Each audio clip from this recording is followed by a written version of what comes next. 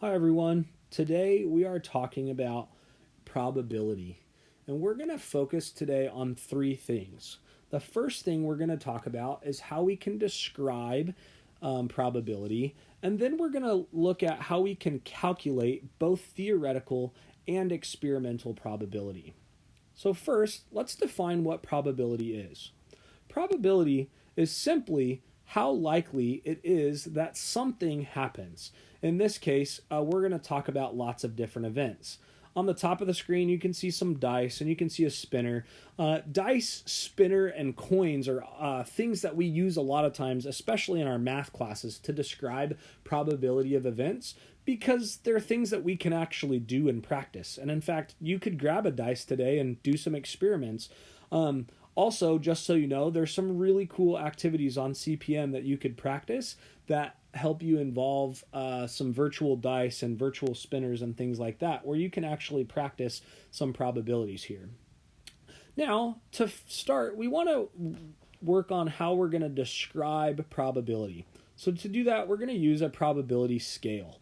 On the left side of the probability scale, you're going to notice this looks a lot like a number line, but on the bottom, we're going to put words. We're going to put on the left side the word not possible, something that cannot happen. On the right side, we're going to put words like certain or guaranteed, things that are guaranteed or are always going to happen. We could also describe probability by using percentages. So if something's not possible, we would describe it as 0% probability.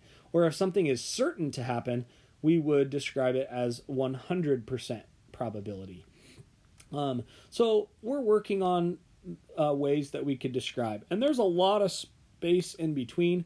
And all of that space in between, we can use lots of other words to describe some of those things. Let's go ahead and see if we can think of some examples for us. Well, I'm going to fill in a few more places here on the probability scale. And you see that I've got a number 6 up there. Well, I'm going to use this as an example to describe how possible is it that when I flip a coin, I land on the number 6. Well, you might be thinking to yourself that a coin only has heads or tails. So we would describe this as not being possible, or 0% probability that that were to happen. However, if I described, well, what was the probability that it landed on heads? Now you might be thinking, well, that's easy. It's a 50-50 chance that it lands on heads because there's a head side and a tail side, and that's indeed correct. Lastly, we could ask a question like, what's the probability that it lands on heads or tails? And because those are the only two things on a coin, we would say that that's 100% certain that it lands on either heads or tails. So those are some quick examples of what we might do with describing probability. But we can describe lots of other things with probability as well. So we might think about things like the weather. Maybe you look out your window right now and you look up into the sky and you notice that, man, there's a lot of clouds and those clouds look dark. You might describe that as it's likely that it rains today. Doesn't mean that it's guaranteed to rain, but it's pretty likely. You see signs that rain is probably going to come. Or you might look outside and see that it's really sunny outside and there don't really seem to be many clouds. And so you might describe it as not being likely that it rains today. Notice that I didn't put it not raining at not possible, because even though there's not clouds in the sky, that doesn't mean that it's not going to ever rain today. And we know that that's possible. And so we can put things along this line or this spectrum in lots of different places. I might ask a question like, what are the chances that tomorrow morning the sun rises? Well, hopefully we would put it really, really close up to this area right here. It is probably not guaranteed because I guess it's possible that the sun burns out tonight, but we would think that it's probably very, very, very likely or extremely likely or as close to certain as we possibly can get, right? And so there's lots of different places where we could fill out and describe probabilities here. Next, we want to work on how we can actually find probability. Well, to find probability, we're simply going to write a fraction, and that's going to be the desired outcomes over the total possible outcomes. That is, what are the things that can happen that we want to happen over the total amount of things that exist. Let's go ahead and take a look at this in an example using one single dice. So we know that a dice has 6 sides on it. The numbers 1 through 6 are on that dice, and I know that there are other types of dice out there, but we're going to focus on this just for simplicity's sake. I might ask the question, well, what is the probability that the dice lands on the number 2? Well, I'm going to write it just like this. The P stands for probability, and parentheses, what goes inside of those parentheses is what we're trying to find the probability of. In this case, P, the probability of our dice landing on 2. Well, I would ask the question, how many 2s are there on a fair 6-sided dice? Well, the numbers 1, 2, 3, 4, 5, and 6 are all there, so that means there's one number 2. That's my desired outcome. I'm going to write that as a fraction over the total possible outcomes. Remember, that's numbers 1, 2, 3, 4, 5, and 6. So there's 6 total possible outcomes, and that does include the 2 that we counted on the top. We have to make sure we include that in our total. That's really important. So we could describe the probability of landing on a 2 as 1/6. We might also describe, well, what's the probability of a dice landing on an even number? So I'd do the same thing. I'd think about what are the even numbers on a dice. Well, I have 2, 4, and 6. That gives me 3 even numbers. Those are my desired outcomes over the total possible outcomes, 1, 2, 3, 4, 5, and 6. There's 6 total numbers. So I could describe it as the probability of landing on an even number is 3/6. Finally, we could ask a question like, well, what's the probability of landing on a 2 or a 3? Well, I know there's 1, 2, and 1, 3, so that means there's 2 total possible outcomes, because there's 1, 2 plus 1, 3 equals that 2. Over 6 total possibilities there. 2 desired outcomes over 6 total possibilities. And one thing to make a quick note of, because we worked with one fair 6-sided dice on all 3 of these examples, you're going to notice that the bottom or our denominator of all of those fractions is exactly the same. Now, we could also describe probabilities using percentages. Since we found these in fractions, we could simply convert our fractions to percentages.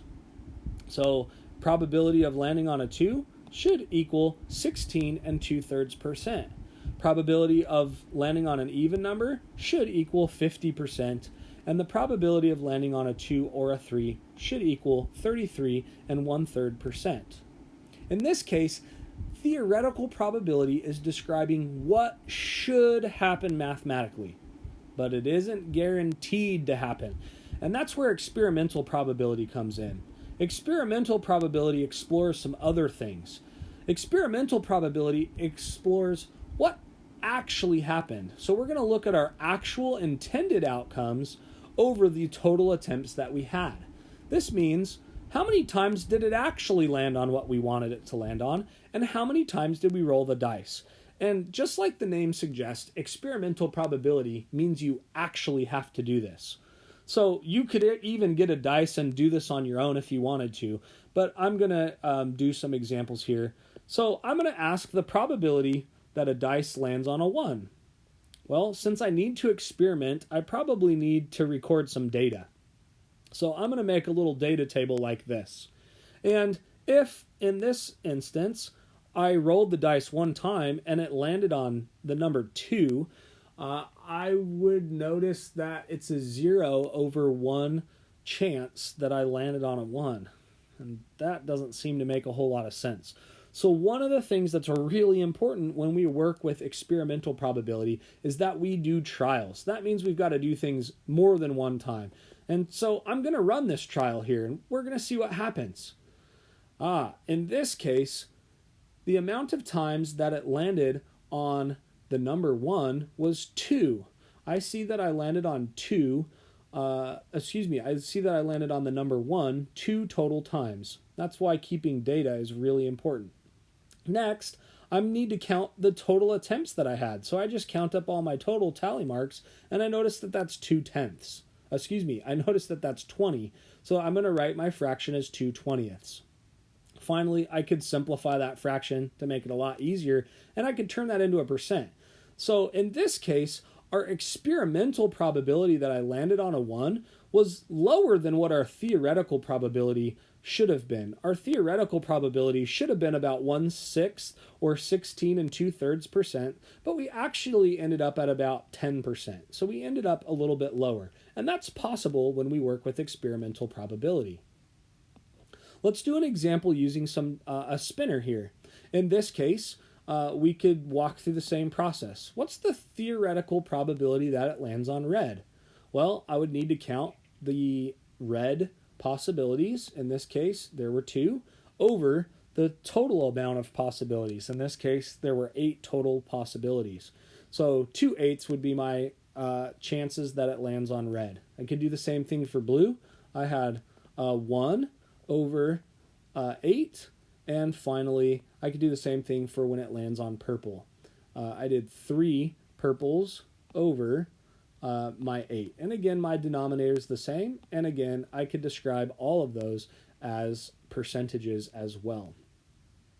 Now, we could do the same thing with experimental probability. I would need to get a spinner out and actually start spinning it and try this. It's the actual outcomes over the total attempts.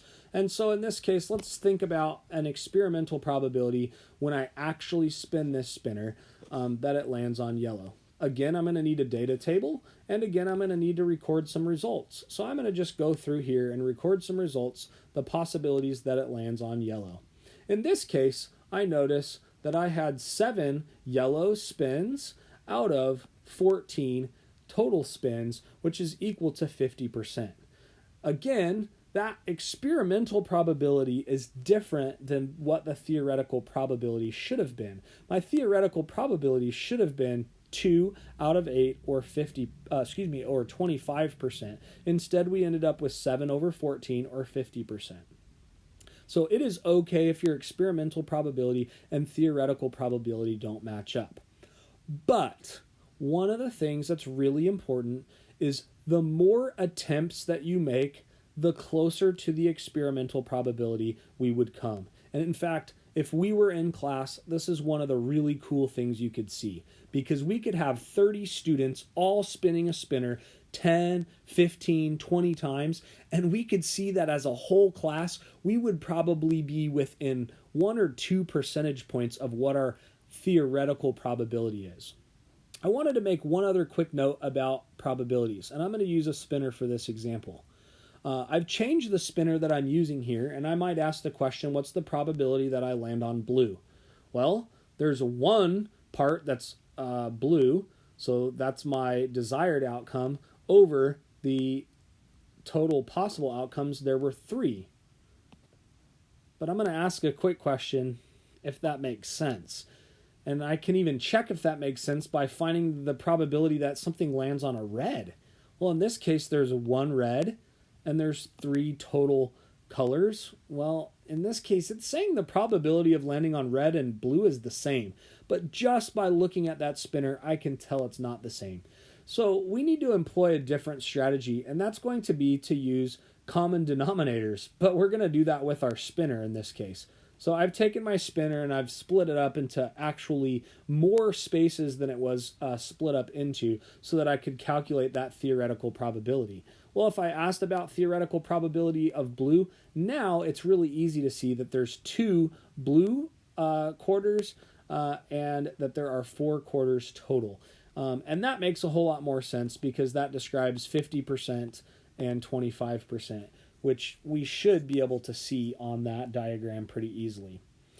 Well, probabilities can be really fun. I certainly would encourage you to grab a dice or a coin or a spinner. There's a lot of virtual tools online that you could use, and try this out and see how your theoretical probabilities match up with experimental probabilities. Good luck.